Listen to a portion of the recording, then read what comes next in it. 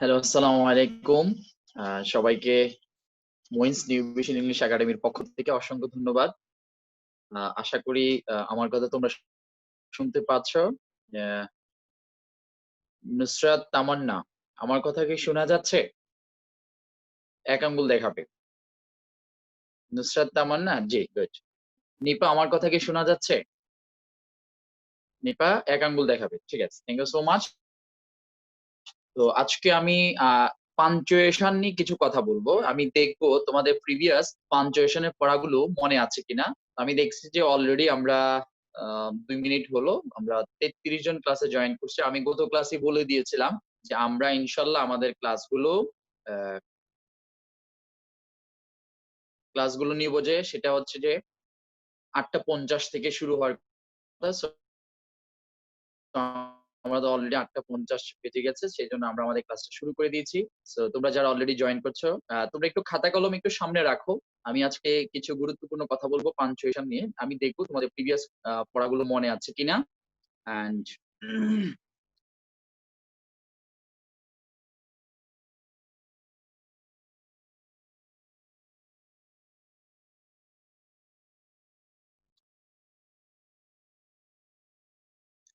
ওকে,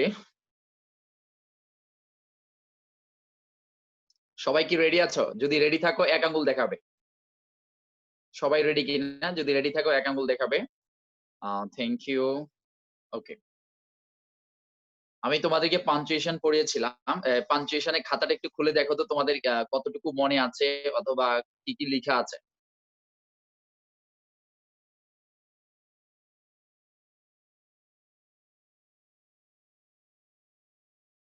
ওকে।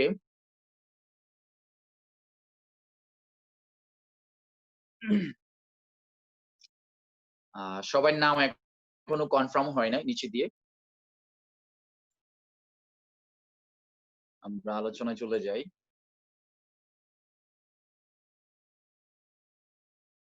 Already যেহেতু ৪৩ জন already ক্লাসে join করছো, সো আমরা আমাদের আলোচনায় চলে যেতে পারি। সো আমরা এখন আলোচনা করতে চাচ্ছি হচ্ছে পাঞ্চুয়েশন। আর তোমাদের যাদের কাছে আমার বই আছে, তোমরা ইচ্ছা করলে বইটাও খুলতে পারো। কোনো অসুবিধা নাই। আমি একটা পাঞ্চুয়েশন প্র্যাকটিস করাবো। আর সিকোয়েন্স গুলো মনে আছে কিনা সেগুলো আমি দেখাবো। যদিও আমি লাইন বাই লাইন আবার পাঞ্চুয়েশনটা পড়াবো পরে। আমরা একদিন রাইট ফর্ম ওভার আলোচনা করেছি, একদিন কারেকশন আলোচনা করেছি, একদিন ডাব্লিউএস কোয়েশ্চেন আলোচনা করেছি। আমরা এখন প্রিভিয়াস সাবজেক্ট গুলো নিয়ে টপিকস গুলো নিয়ে কিছু আলোচনা করি। ইনশাআল্লাহ ১৫ তারিখ থেকে তো বললাম আমাদের প্যাসেজ এর ক্লাস শুরু হয়ে যাবে। ঠিক আছে? সো আমি এখন তোমাদেরকে যে আলোচনাটা করতে যাচ্ছি সেটা হচ্ছে পাঞ্চুয়েশন। স্ক্রিন শেয়ার করছি।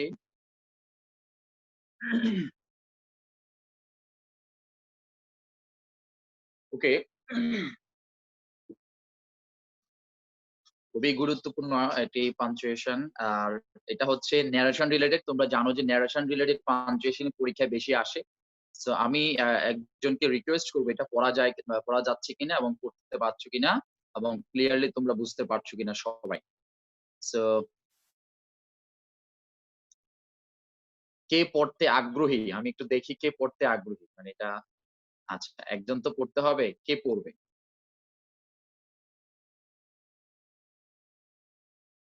আচ্ছা,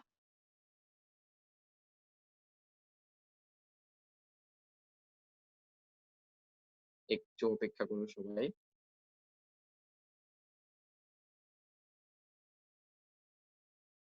আমি ঠিক আছে আমরা আমরা বেসিক কথা বলছিলাম পাঞ্চুয়েশন এর ক্ষেত্রে এই কথাগুলো আমরা বলছিলাম। সো মনে রাখতে হবে একটা পাঞ্চুয়েশন পড়ার পরেই বুঝতে হবে এটা আমাদের ডাইরেক্ট নাকি ইনডাইরেক্ট ন্যারেশন। তাহলে কে পড়তে চাচ্ছ আমি একটু দেখি। উম কে পড়বে? নিজ ইচ্ছায় বলো তো কে পড়বে? এক আ এক আঙ্গুল দেখাও। আচ্ছা, কে পড়তে চাচ্ছ স্বইচ্ছা? আচ্ছা, নুসরাত তামান্না। ঠিক আছে, নুসরাত তামান্না আগে দেখিয়েছে। আমি ওকে সুযোগ দিচ্ছি। আমরা অলরেডি ৫০ জন আছি ক্লাসে। আচ্ছা, একটু অপেক্ষা করো। ঠিক আছে, আমরা বেসিক্যালি এখন যেটা পড়াবো, তোমরা সম্ভবত শেখ সাদির একটা গল্প তোমরা ছোটবেলায় শুনেছো, এবং ওই গল্পটাই আমরা এখন আলোচনা করব।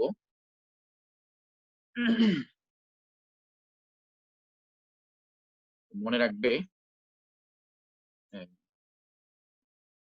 আমি দেখতে পাচ্ছি তোমাদের নামাজের সুবিধার জন্য কিন্তু আমরা টাইমটা পিছিয়ে দিয়েছি।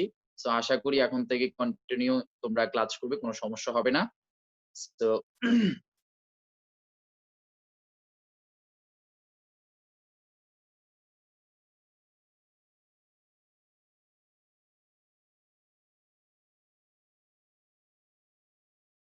ওকে,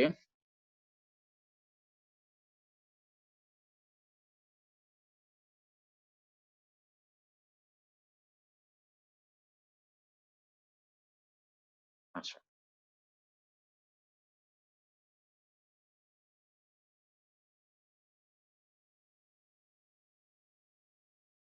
ওকে, আমি দেখতে পাচ্ছি। আমি নুসরাত তামান্নাকে বলবো তুমি একটু পড়ার জন্য এটা।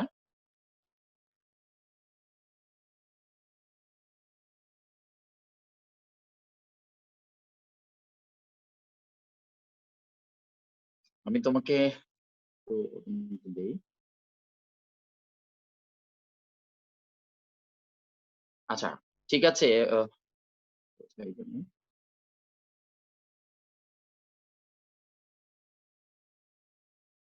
একটু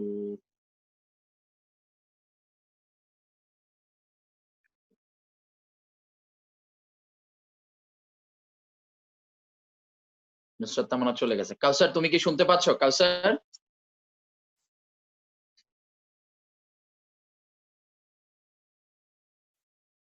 জি, কাউসার,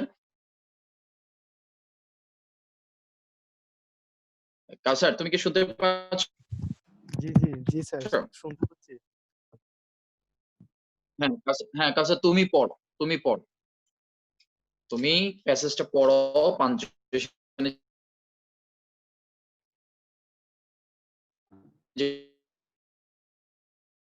এখানে দেওয়া আছে, এটা একটু পড়ো। দেখতে পাচ্ছ স্ক্রিনে দেখা যাচ্ছে? কাউসার। জি স্যার, দেখা যাচ্ছে। জি স্যার। স্যার যেটা কোশ্চেন লেখা স্যার ওইটা বলবো? শুনতে পাচ্ছ? ঠিক পড়ো জি তাহলে। স্যার তুমি স্ক্রিনে, কম্পিউটার স্ক্রিনে তুমি একটু পড়ো। তুমি পড়ো, দেখলে হবে না, তুমি একটু পড়ো, ফুল প্যাসেজটা একটু পড়ো। জি স্যার, এখানে লেখা আছে where are you putting up the food in your pocket. Sir, জি। Why don't you eat ask the nobleman, I am doing the right thing. My dress deserve this rich dishes, replied Sheikh Sadi. Hmm hmm sir এটুকু এখানে আছে sir. আচ্ছা, ঠিক আছে। So আমরা এখান থেকে এটা পড়ার পড়ি। আচ্ছা, আমরা এটা পড়ে এতটুকু বুঝতে পেরেছি যে এই সেন্টেন্সটাতে তুমি বলো তো এটা কি ডাইরেক্ট ন্যারেশন নাকি ইনডাইরেক্ট ন্যারেশন, একটু বলো তো। তুমি একটু বলো যে এটা ডাইরেক্ট ন্যারেশন নাকি ইনডাইরেক্ট ন্যারেশন। দেখি কতটুকু ধারণা আছে তোমার, মনে আছে কিনা, বা কতটুকু মনে আছে।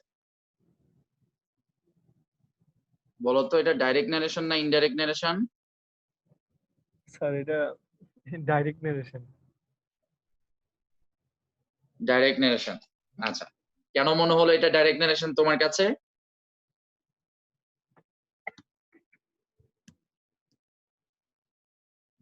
মনে আছে স্যার কিছু?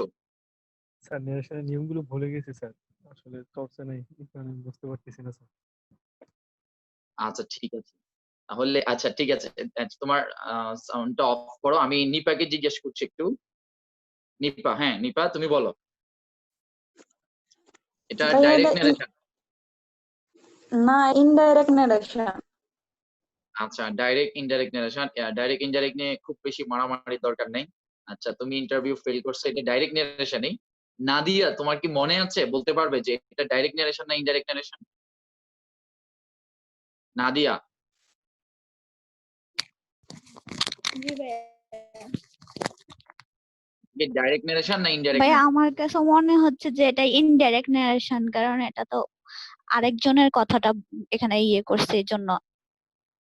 আচ্ছা আচ্ছা ঠিক আছে, তার মানে আমি কিন্তু হ্যালো, এটা বোঝার চেষ্টা করছি যে তোমাদের, হ্যাঁ আমি এটা বোঝার চেষ্টা করছি যে তোমাদের কি অবস্থা, মানে তোমরা যে মানে কতটুকু তোমাদের পড়াটা মনে আছে, আমি এই জিনিসটা বোঝার চেষ্টা করতেছি। ঠিক আছে, আমার কাছে মনে হচ্ছে অনেক কিছু তোমরা ভুলে গেছো। আচ্ছা ঠিক আছে, আমি নুসরাত তামান্নাকে জিজ্ঞেস করি যে এটা কি ডাইরেক্ট নারেশন না ইনডাইরেক্ট নারেশন। অনেকে ভাবতে পারে যে ভাইয়া ভাই এটা আমাকে কি জি এটা বলো নুসরাত। Direct narration. আচ্ছা ডাইরেক্ট নারেশন, আচ্ছা এতটুকু কনফার্ম, যেহেতু কাউসারও ডাইরেক্ট নারেশন বলছে তুমিও ডাইরেক্ট নারেশন বলছো, কিন্তু না না কেন এটা ভাইয়া, ডাইরেক্ট? এখানে তো এই যে ইনভার্টেড কমা হবে, তারপর রিপোর্টিং বার আর রিপোর্টিং স্পিচ আছে এই জন্য। রাইট, এটা তো রিপোর্টিং ভার্ব আছে আমাদের। আমি যখন ন্যারেশন প্যাসেজ ন্যারেশন পাঞ্চুয়েশন যখন তোমাদেরকে শিখিয়েছিলাম, প্যাসেজ পাঞ্চুয়েশনটা, সেক্ষেত্রে আমি বলেছিলাম যে ডাইরেক্ট ন্যারেশন এবং ইনডাইরেক্ট ন্যারেশনের মধ্যে ডিফারেন্সটা কি, যে বেসিক্যালি কনজাংশন থাকলে ইনডাইরেক্ট আর কনজাংশন না থাকলে ডাইরেক্ট, বাট আমরা এখানে কোনো ধরনের কোনো কনজাংশন দেখতে পাচ্ছি না। হ্যাঁ, তো সো আমরা এটা ধরে নিব যে এটা ডাইরেক্ট ন্যারেশন। এখন হয়তো অনেকের মনে আসছে, সো আমি বুঝতে পারছি যে তোমাদের পড়া প্রিভিয়াস পড়াগুলো যে অনেকটাই মনে নাই। সো আমি এটা একটু অ্যানালাইসিস করি, তারপরে তোমরা বুঝতে পারবে যে না তোমরা আসলে যে অনেক কিছু ভুলে গেছো। তো আমাদের এটা আসলে পরবর্তীতে আলোচনা করাটা খুব দরকার, সেটাই। এখন দেখো, একটু খাতা কলম তোমরা হাতে রাখো, আমি তোমাদেরকে বলছি যে এখানে আমরা বলেছিলাম পাঞ্চুয়েশনের ক্ষেত্রে প্রথমত যে কাজগুলো করতে হবে, নাম্বার 1 প্যাসেজটি পড়তে হবে। প্যাসেজটা পড়তে হবে, যদি আমরা প্যাসেজটা পড়ি তাহলে আমরা বুঝতে পারবো এই প্যাসেজের অর্থ কি, প্যাসেজটা কি বোঝানো চাচ্ছে, কে বক্তা আর হচ্ছে কে শ্রোতা, এটা হচ্ছে ইম্পর্টেন্ট। তারপরে হচ্ছে কোনটা রিপোর্টিং ভার্ব, কোনটা রিপোর্টেড স্পিচ, এবং একটা রিপোর্টিং ভার্ব থেকে আরেকটা রিপোর্টিং ভার্বের কতটুকু দূরত্ব, তোমাদের কাছে এই পড়াগুলো সম্ভবত আছে।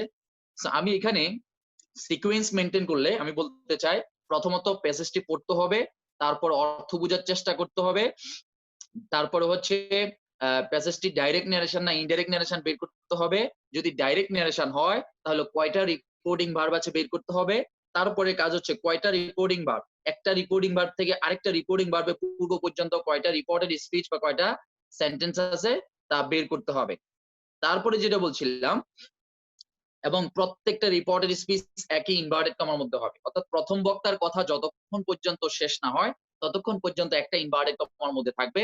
প্রথম বক্তার কথা হতে পারে দুইটা বা তিনটা সেন্টেন্সও হতে পারে, একটা রিপোর্টেড স্পিচে কয়েকটা অংশ থাকতে পারে।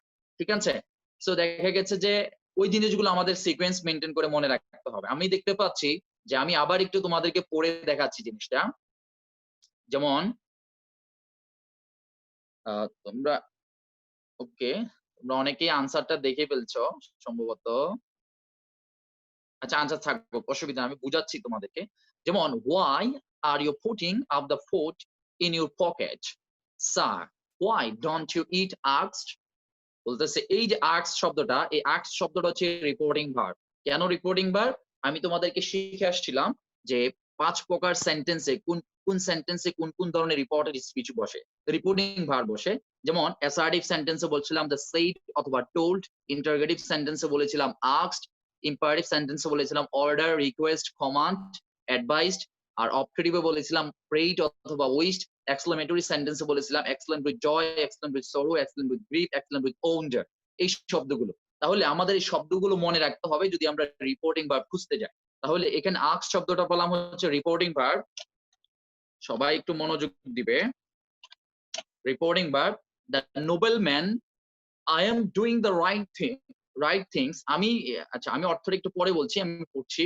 I am doing the right thing, my dress deserves this dishes, replied Sheikh Saadi. এই রিপ্লাইড আমি আরো কয়েকটা নোট দিয়েছিলাম রিপোর্টিং ভার্ব, যে রিপ্লাই এবং রিপ্লাইড, এড এবং অ্যাডেড, এই শব্দগুলো রিপোর্টিং ভার্ব হিসাবে বসে। আমরা যেটা দেখতে পাই যেখানে রিপ্লাইড শব্দটা রিপোর্টিং ভার্ব হিসাবে বসছে, তাহলে এখানে কোনো ধরনের কোনো কনজাংশন যেহেতু নাই, তাহলে আমরা ধরে নিলাম যেটা ডাইরেক্ট নারেশন। যেহেতু ডাইরেক্ট নারেশন, তাহলে আমাদেরকে ইনভার্টেড কমার ব্যবহার আনতে হবে, কোনটা রিপোর্টিং ভার্ব কোনটা রিপোর্টেড স্পিচ সেটা বের করতে হবে।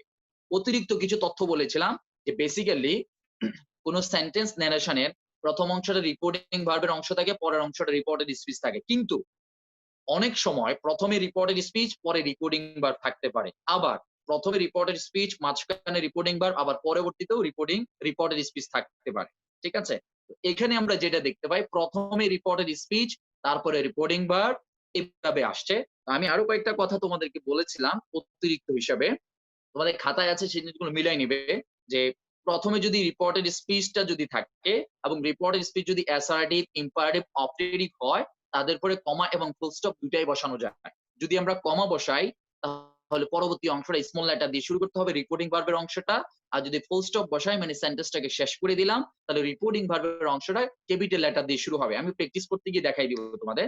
আরেকটা কথা বলছিলাম আমি যে প্রথম অংশটা যদি রিপোর্টেড স্পিচ যদি ইন্টারগেটিভ হয় তাহলে তাদের পরে প্রশ্নবোধক চিহ্ন বলে, যেটাকে নট অফ ইন্টারোগেশন অথবা সাইন অফ ইন্টারোগেশন অথবা টাইম অফ ইন্টারোগেশন আমরা যেটাই বলি বসে, তার পরিবর্তে অংশটা ক্যাপিটাল লেটার এবং স্মল লেটার দুইটারই ব্যবহার আছে।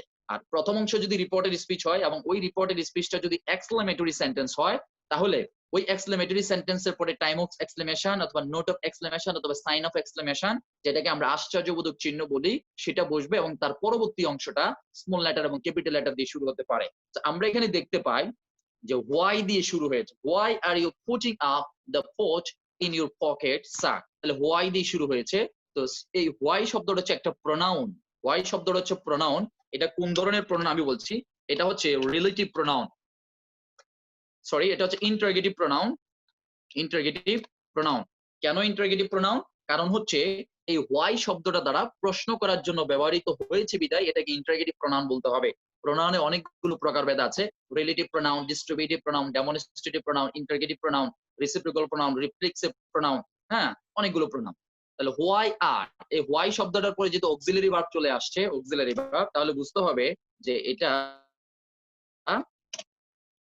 অক্সিলারি ভার্ব যদি কোন সেন্টেন্স, আমি এটা বলেছিলাম 5 প্রকার সেন্টেন্স চেনার উপায় কি ছিল। অ্যাসার্টিভ সেন্টেন্স যদি সচরাচর নাউন অথবা প্রোনাউন দিয়ে শুরু হয় সেটা হবে অ্যাসার্টিভ সেন্টেন্স, আর যদি কোন সেন্টেন্স যদি অক্সিলারি ভার্ব অথবা ডাব্লিউএস ওয়ার্ড দ্বারা শুরু হয় সেটা হবে ইন্টারগেটিভ সেন্টেন্স, আর যদি কোন সেন্টেন্স বি1 অর্থাৎ ভার্বের বেস ফর্ম দ্বারা শুরু হয় সেটা হবে ইম্পারেটিভ সেন্টেন্স, আর যদি কোন সেন্টেন্স মে অথবা লং ডিপ দ্বারা শুরু হয় সেটা হচ্ছে অপারেটিভ সেন্টেন্স, আর কোন সেন্টেন্স যদি ওয়াচ এ অথবা ওয়াচ এন অথবা হাউ প্লাস অ্যাডজেক্টিভ অথবা ইন্টারজেকশন ওয়ার্ড দিয়ে শুরু হয় তাহলে ওই সকল সেন্টেন্স গুলো হবে এক্সক্লেমেটরি সেন্টেন্স। ইন্টারজেকশন ওয়ার্ড গুলো বলেছিলাম হুররে, এলাস, হাই, ও, ফাই, দেয়ার, হ্যালো, ও, এই শব্দগুলো। সো আমি দেখতে পাই এই হোয়াই শব্দটা যেহেতু এখানে ইন্টারগেটিভ প্রোনাউন, সো অবশ্যই প্রথম অংশটা ইন্টারগেটিভ সেন্টেন্স। তাহলে আমাদের রাখতে হবে এখানে বক্তাকে আর শ্রোতাকে, অথবা রিপোর্টিং ভার্বের অংশ কোনটা, রিপোর্টেড স্পিচের অংশ কোনটা। যেমন একটু দেখো আমি বলছি why are you putting up the fort in, sir আপনি সেই ক্ষেত্রে আমাদেরকে এটা বুঝতে হবে যে অর্থটা বুঝাটা খুব ইম্পর্টেন্ট। বলতেছে why are you putting up the food on your pocket in your pocket, sir আপনি আপনার খাবারগুলো আপনার পকেটে কেন নিচ্ছেন? স্যার মানে একজন বলতেছে আর কি, বলতেছে হোয়াই ডোন্ট ইউ ইট, আপনি এগুলো খাচ্ছেন না কেন? দেখো এই why are you putting up the food in your pocket, sir আমরা দেখতে পাচ্ছি এতটুকু পর্যন্ত হচ্ছে একটা অংশ এতটুকু। তাহলে আমরা এতটুকু মনে রাখি যে এতটুকু একটা অংশ। আমি একটু বোঝানোর চেষ্টা করছি, আমরা পাঞ্চুয়েশনে ক্লাস নিচ্ছি না, তোমাদের কতটুকু মনে আছে সেটা বোঝানোর চেষ্টা করছি। তারপরের অংশটা দেখো, আমি এটাকে আলাদা করে দিলাম, তারপর হচ্ছে why don't you eat, আপনি এগুলো খাচ্ছেন না কেন স্যার, এটা একটা অংশ। asked the nobleman, ওই ভদ্রলোক বলছিল। তাহলে দেখো এখানে asked কে করেছিল, the nobleman করেছিল। এই নোবেলম্যান হচ্ছে এখানে স্পিকার, এই স্পিকারই কথাগুলো বলছিলেন। কাকে বলছিলেন? নেক্সট এক্সাম্পল দেখো, I am doing the right things, আমি সঠিক কাজ করছি।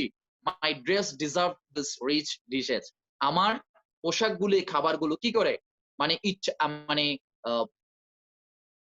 ইচ্ছা করে বা আকাঙ্ক্ষা করে বলতে পারি, অথবা সেই এটার ভাগিদার।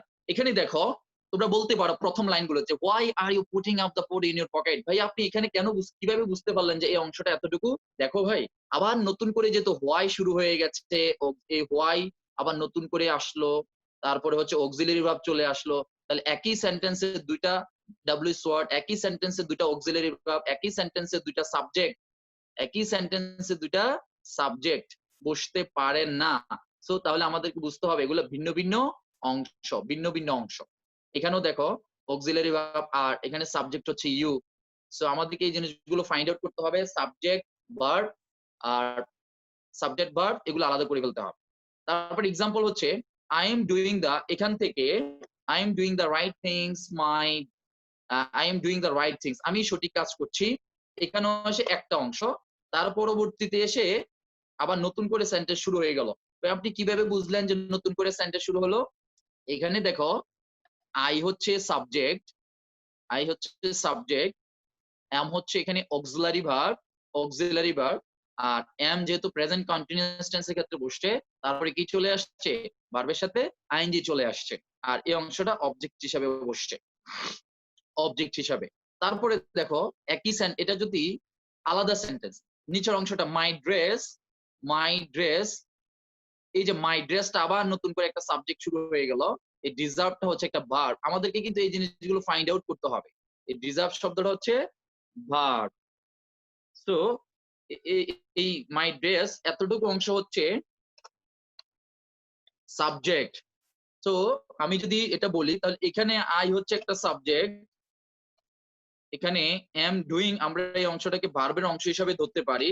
তাহলে একই সেন্টেন্সে তো দুইটা সাবজেক্ট বসতে পারে না, একই সেন্টেন্সে দুইটা ভার্ব বসতে পারে না। সো বুঝতে হবে এই my dress deserve this rich dishes, এতটুকু অংশ একটা অংশ, এটা একটা অংশ, তারপর হচ্ছে এটা একটা অংশ, আর এখানে রিপ্লাইড হচ্ছে রিপোর্টিং ভার্ব, আর শেখ সাদি হচ্ছে এই যে রিপোর্টিং ভার্বের, এই যে রিপোর্টিং ভার্ব, রিপোর্টিং ভার্বের সাবজেক্ট হচ্ছে কি এখানে এই শেখ সাদি, এই শেখ সাদি হচ্ছে এখানে রিপোর্টিং ভার্বের সাবজেক্ট, বেসিক্যালি সাবজেক্ট। আর এই রিপ্লাই শব্দটা হচ্ছে, এই রিপ্লাই শব্দটা হচ্ছে কি রিপোর্টিং ভার্ব, আর এখানে রিপোর্টিং ভার্ব হচ্ছে আস্কড, আর এই নোবেলম্যান, এই দা নোবেলম্যান হচ্ছে এই রিপোর্টিং ভার্বের সাবজেক্ট।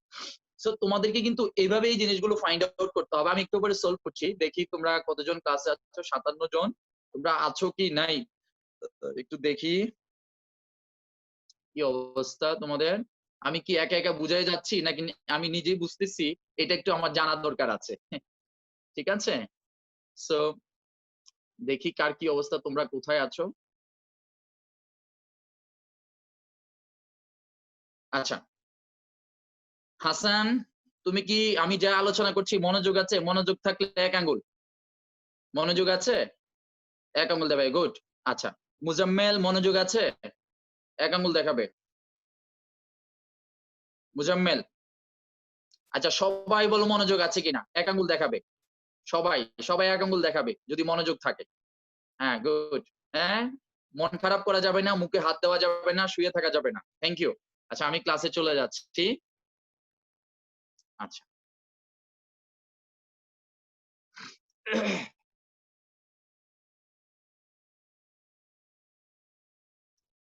ওকে,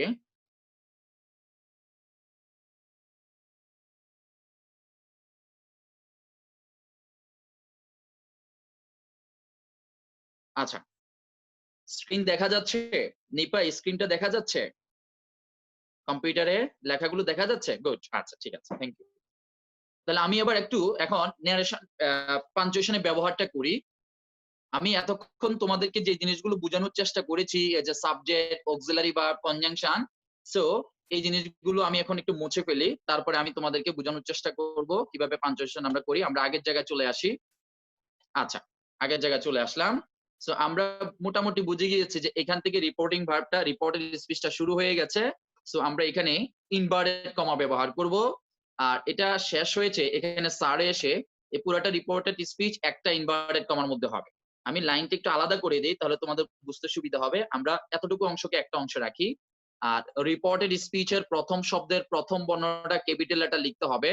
আমরা এই হোয়াই এর এই ডাব্লিউটাকে ক্যাপিটাল লেটার করে দিলাম, আর এখানে আমরা ইনভার্টেড কমা ব্যবহার করলাম।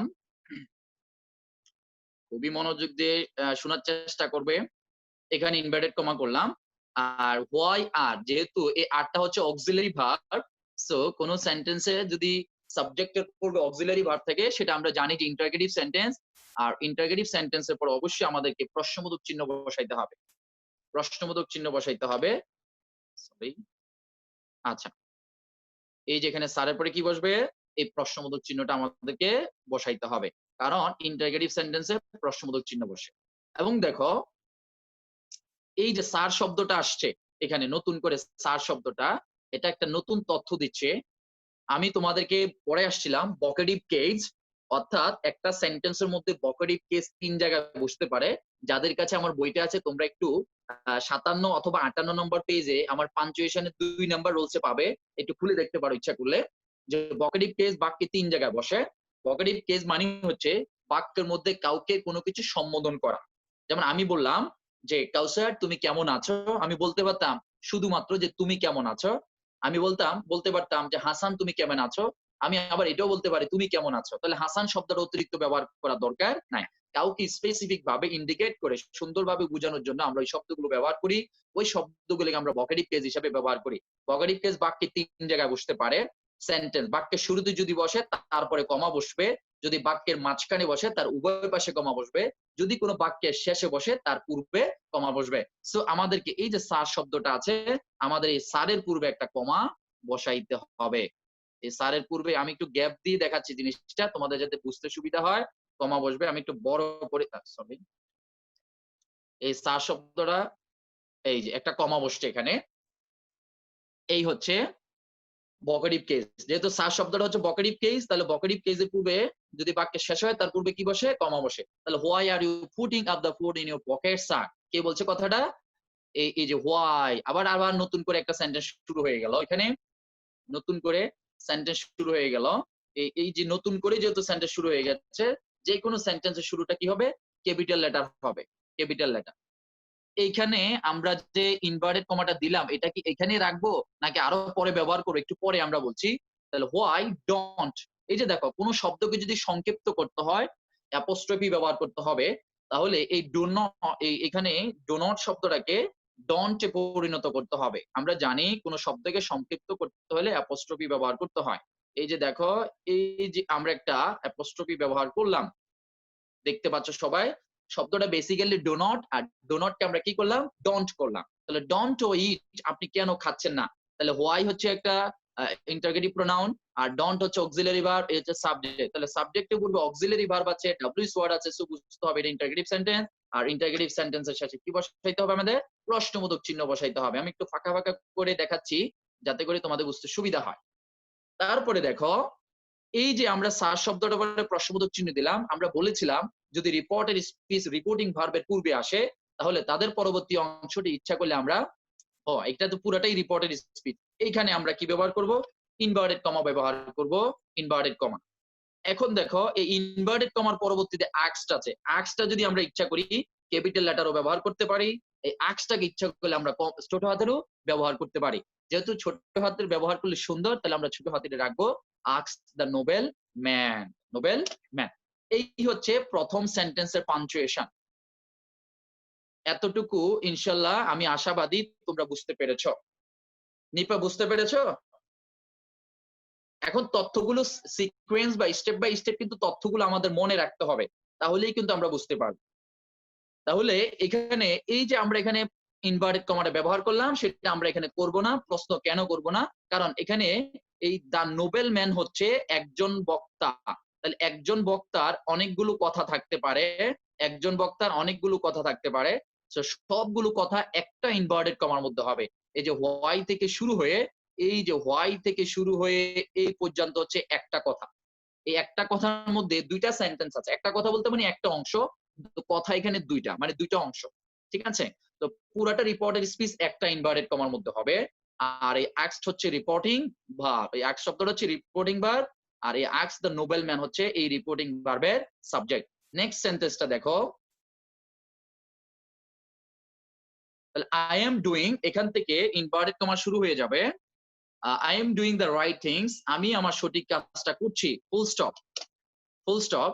তাহলে ফুল স্টপ যেহেতু দিয়ে দিয়েছি, তাহলে নেক্সট যে সেন্টেন্সটা শুরু হয়েছে এই সেন্টেন্সটাকে আমাদের ক্যাপিটাল লেটার ব্যবহার করতে হবে, কারণ যে কোনো সেন্টেন্সের শুরুতে আমাদের ক্যাপিটাল লেটার ব্যবহার করতে হবে, মাই ড্রেস, এখানে মাই শব্দটা, মাই ড্রেস হচ্ছে সাবজেক্ট, মাই ড্রেস হচ্ছে সাবজেক্ট, আর এখানে ডিজার্ভ হচ্ছে, এই ডিজার্ভ শব্দটা হচ্ছে ভার্ব, ডিজার্ভ শব্দ হচ্ছে ভার্ব, আর এখানে এই আই হচ্ছে সাবজেক্ট, আর আই এম ডুইং এটা হচ্ছে কি এখানে ভার্ব, ভার্বের অংশ।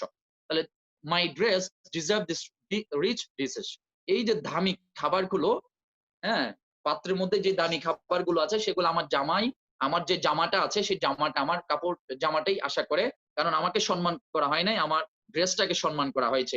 তাহলে এখানে এসে ইনভার্টেড কমা, যেহেতু এটা অ্যাসার্টিভ সেন্টেন্স আমাদেরকে ফুল স্টপ ব্যবহার করতে হবে, তারপরে হচ্ছে ইনভার্টেড কমা ব্যবহার করতে হবে। আমরা জানি অ্যাসার্টিভ সেন্টেন্সের পর ফুল স্টপ বসে, আর এইখানে এসে বক্তার কথা শেষ, তাহলে আমাদেরকে এখানে ইনভার্টেড কমা ব্যবহার করতে হবে। আর রিপোর্টিং ভার্বটা কি? রিপ্লাইড। রিপোর্টিং ভার্ব হচ্ছে রিপ্লাইড। আর এই শেখ সাদি একজন ব্যক্তির নাম, আমরা জানি প্রপার নাউন যদি হয় তাহলে অবশ্যই তাদেরকে ক্যাপিটাল লেটারে ব্যবহার করতে হবে। নামের শুরুতে ক্যাপিটাল লেটার, এখানে শেখ সাদির এসটাকে ক্যাপিটাল লেটার করতে হবে, আর এই শেখ সাদির এসটাকে ক্যাপিটাল লেটার, আর শেখের আর এই সাদির এসটাকে কি করতে হবে? ক্যাপিটাল লেটার হিসেবে ব্যবহার করতে হবে।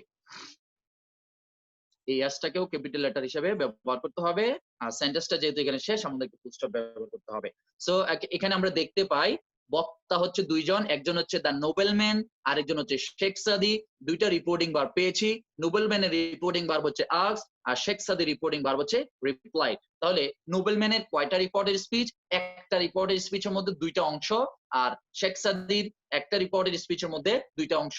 একজন বক্তার অনেকগুলো কথা থাকতে পারে, সবগুলো কথা একই ইনভার্টেড কমার মধ্যে হয়। কেউ যদি মনে করে যে এখানে ইনভার্টেড কমা ব্যবহার করতে চাও, প্রত্যেকটা সেন্টেন্সের শেষে কোনো ধরাবার্য কোনো নিয়ম নাই, ব্যবহার করতে পারবে, কিন্তু দেখতে একটু বেসামাল দেখা যায়, খুব একটা খারাপ দেখা যায় আর কি।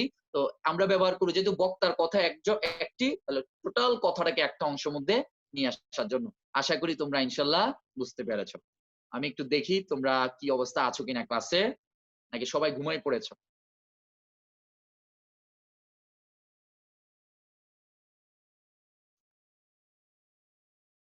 ওকে, তোমরা কি আছো সবাই? যদি সবাই থাকো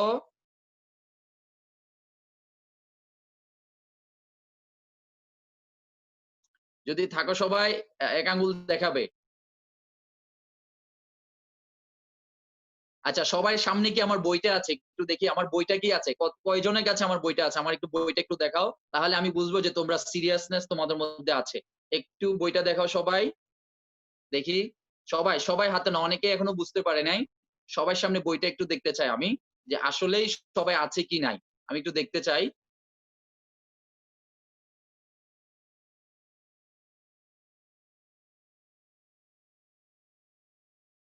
সবার সামনে আমার বইটা দেখি।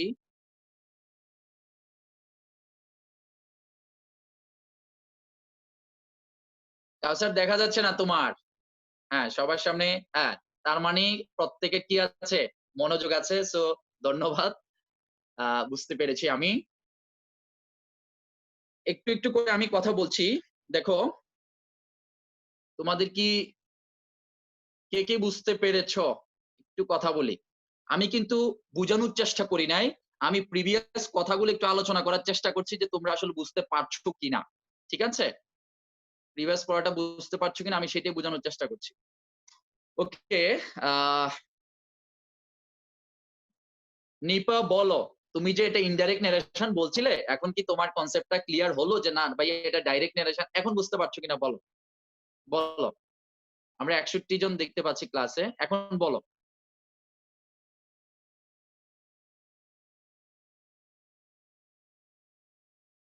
হ্যাঁ বলো। জি, সময় হচ্ছে সময় হচ্ছে 10 সেকেন্ড 20 সেকেন্ড।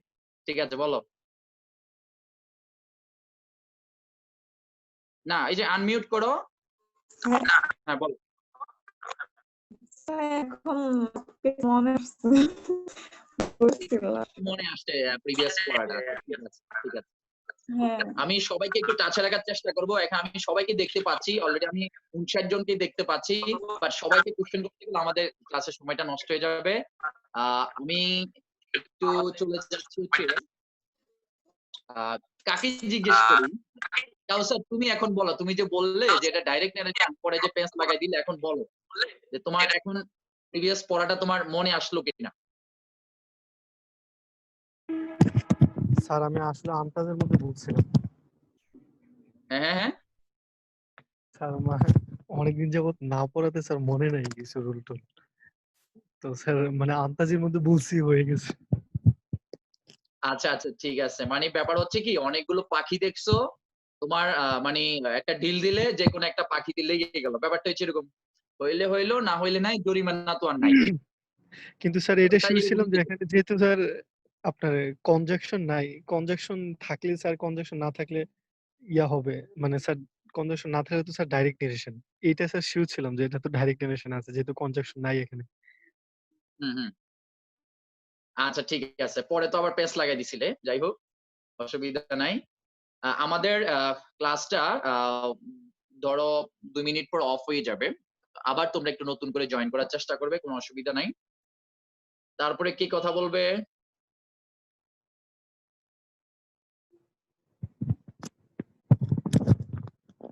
এই হ্যাঁ, তারপরে হচ্ছে ইমন, ইমন কি অবস্থা? ইমন কি মনে পড়ছে যে পাঞ্চুয়েশন নামে একটা টপিকস আমাদের ছিল এবং আমরা এটা পড়িয়েছিলাম, এখন মনে আসছে কিনা যে না ভাইয়া পড়া দরকার? জি, আসসালামু আলাইকুম স্যার, ভালো আছেন? আলহামদুলিল্লাহ ভালো আছি স্যার। স্যার হ্যাঁ, আমার তো মোবাইলে একটা প্রবলেম ছিল, তার জন্য অনেক লেটে আসতে পারছি। তবে হ্যাঁ স্যার, মানে মনে হচ্ছে যে না, এভাবে করলে হয়তো পারবো। আর কি আর কি স্যার, কি বলবো? আচ্ছা ঠিক আছে ঠিক আছে। হোয়াইট বোর্ডের ঘাটতিটা নাই তো? যে হোয়াইট বোর্ড হলে আমরা অনেক ভালো বুঝতাম। আমি মনে না হয় হোয়াইট বোর্ড দিয়ে ওইভাবে ভেঙে ভেঙে বুঝাই না, সাবজেক্ট বা অবজেক্ট সম্ভবত। না না স্যার, এমনি বুঝানোর স্টাইল খুব ভালো, মানে মনোযোগ আছে এবং বুঝতে পারতেছি আলহামদুলিল্লাহ স্যার। আচ্ছা ঠিক আছে, তোমরা তোমাদের মনোযোগটা ঠিক রাখতে হবে। Thank you. আমি আবার একটু যাচ্ছি আহ জুমানা, হ্যাঁ জুমানা, জুমানা জি বলো। 10 সেকেন্ড বলো। জি, বুঝতে পারছো এখন? জি ভাইয়া। কোনো ধরনের হেজিটেশন নাই তো? আসলে বুঝতে পারবো কি পারবো না, এই ধরনের কোনো হেজিটেশন নাই তো? না ভাইয়া। আচ্ছা আচ্ছা ঠিক আছে ঠিক আছে। তারপরে হচ্ছে ঠিক আছে, নাদিয়া বলো, নাদিয়া। জি জি ভাইয়া, বুঝতে পারছি। আমি তো পাঞ্চুয়েশন পাই নাই, আমি ভাবছি যে আর বুঝতে পারবো না, আজকে ক্লাসটা অনেকটা বুঝতে পারছি। আচ্ছা, আজকে আমি একটা প্র্যাকটিস করালাম, আমি তোমাদেরকে রোলস এর উপরে 5টা ক্লাস নিব, পাঞ্চুয়েশনে 5টা ক্লাস, না হলে 4টা ক্লাস, সময় কম হলে 5টা ক্লাস, সময় যদি একসাথে 1.5 ঘন্টা নিই তাহলে 3টা বা 4টা ক্লাস নিব রোলস এর উপরে। ওগুলো বুঝানোর পরে মুখস্থ করার পর আবার আমি তোমাদেরকে আর 10টা